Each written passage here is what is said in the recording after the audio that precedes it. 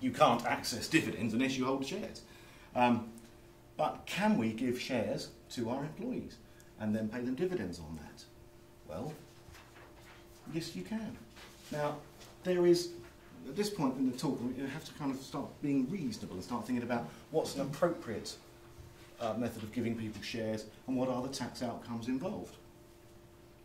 If you give shares to employees, there is always going to be, or usually rather, going to be a tax charge on those shares based on their market value. If you give somebody a share and it's got a market value of £100, that employee is going to pay tax on £100.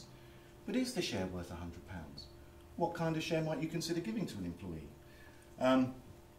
By the way, when you give people shares and they're taxed on a value, you will get a corporation tax deduction for that value.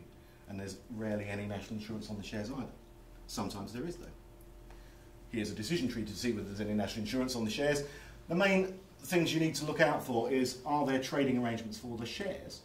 If you give an employee a share and it just so happens that over the horizon there's a buyer or it's a listed company, so there's always a ready market for those shares, there will be an NIC charge as well as a tax charge.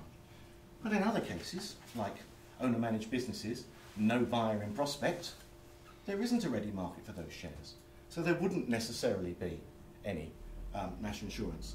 Is the company a controlled company? In other words, has it got a holding company? Is it part of a group? If it is, there'll be an NIC charge. If it isn't, there won't be an NIC charge. What kind of shares might you give? Well, there's nothing here other than what I think, okay? As a rule of thumb, for directors, we might be giving them equity shares. And if you're giving people equity shares, those are shares that have a vote, have a right to capital on a distribution, would have a right to reasonable proceeds on a sale, or pro rata proceeds on a sale. If you give people those kinds of shares, they'll get taxed on those shares. We might elect to be taxed on the whole value of them as well, which is possible. And the reason we might be doing that is because when we sell those shares, we might get a much more beneficial tax outcome. We might only be taxed at 10% for capital gains tax.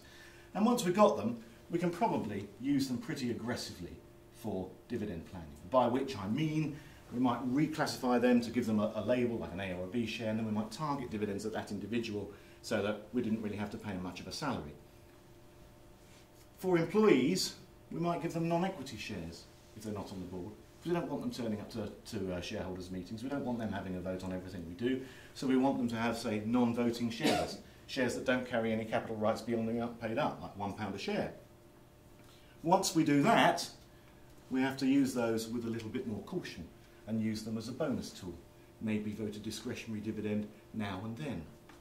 And I mean that, because for some people, you give them a plan and say, right, here's some non-equity shares, you give them to an employee, and they'll say, oh yes, I'll just use them as a bonus tool, and well, what's the employee's salary? Oh, it's £10,000, or what's the bonus? Well, it's £110,000. Now that's aggressive. You know, it needs to be the other way round. If the salary is sort of 100, yeah, maybe use the shares as a bonus every now and then for more modest amounts.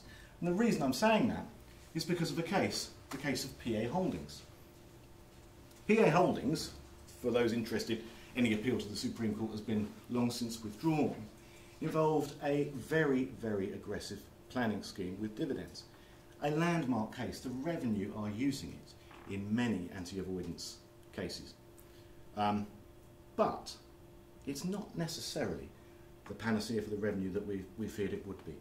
They're not coming over the hill in the way that we feared.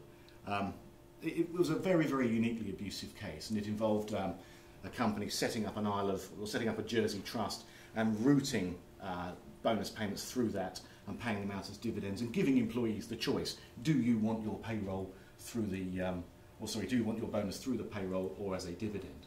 There was really very little guile and cunning about it, and it got pretty much smashed. We thought that the Revenue would apply that to virtually every employee dividend case, every alphabetised dividend case that we had on the books, but they haven't. In fact, in a more recent inquiry in another office of the firm, they've only really been interested in whether the dividends were properly declared.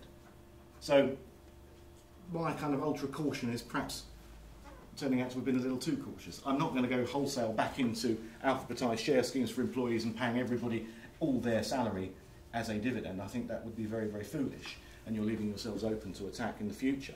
But there is certainly scope for giving employees some non-equity shares and using them for discretionary bonus payments now and again.